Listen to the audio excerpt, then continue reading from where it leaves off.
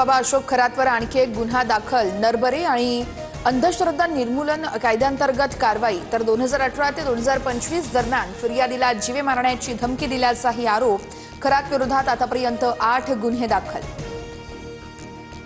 भोंदू अशोक खरात प्रकरणाचा सर्व तपास एसआयटी करणार। नाशिकच्या सरकारवाडा पोलीस ठाण्यामध्ये असलेले 7 गुन्हे एसआयटीकडे वर्ग।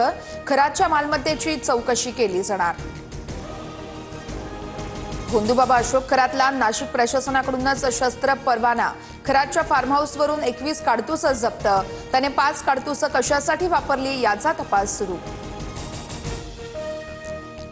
भोंदूबाबा खरातचा पेनड्राईव्ह बाहेर आल्यास 3 मंत्र्यांची विकेट जाणार। पुरावा संपवण्यासाठी खरातचा एन्काउंटरही होऊ शकतो। विजय वडेट्टीवार यांचा खळबळजनक दावा। भोंदू खरातच्या नांग्या ठेचल्या पाहिजेत। उपमुख्यमंत्री एकनाथ शिंदे यांचा संताप। तर फोटोवरून राजकारण नको, माझ्याकडे देखील अनेकांचे राज। ताश का राज राज ही रहने दो, शिंदेंचा इशारा। खरातकडून पत्रकार तुपेंची पहिली हत्या। जितेंद्र आव्हाड यांचा गंभीर आरोप। खरातला 24 तास कॅमेऱ्याच्या निगराणीखाली ठेवा, अन्यथा पुरावे नष्ट होतील। खरातच्या ट्रस्टच्या सगळ्या सदस्यांची कसून चौकशी करा, आव्हाडांची विधानसभेत मागणी।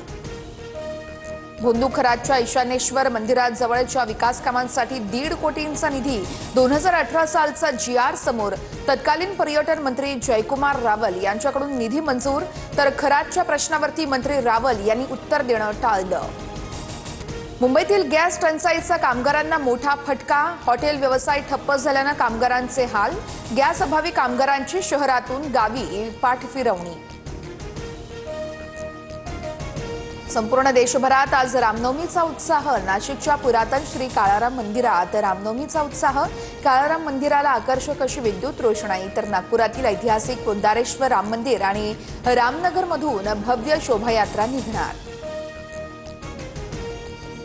मुंबई पुणे एक्सप्रेस वेवरील मिसिंग लिंक मे महिन्यात वाहतुकीसाठी खुला होणार। प्रकल्पाचे 97.7% काम पूर्ण। लोणावळा घाटातील वाहतूक कोंडीतून कायमची सुटका होणार। देशात उडान योजनेचा मोठा विस्तार होणार। 100 नवी विमानतळं आणि 200 आधुनिक हेलिपॅड उभारणार। केंद्र सरकारचा मोठा निर्णय।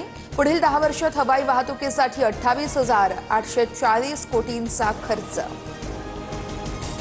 मराठेशाहीचा इतिहासकार हरपला। महाराष्ट्राचे ज्येष्ठ इतिहास संशोधक डॉक्टर जयसिंगराव पवार यांचं निधन।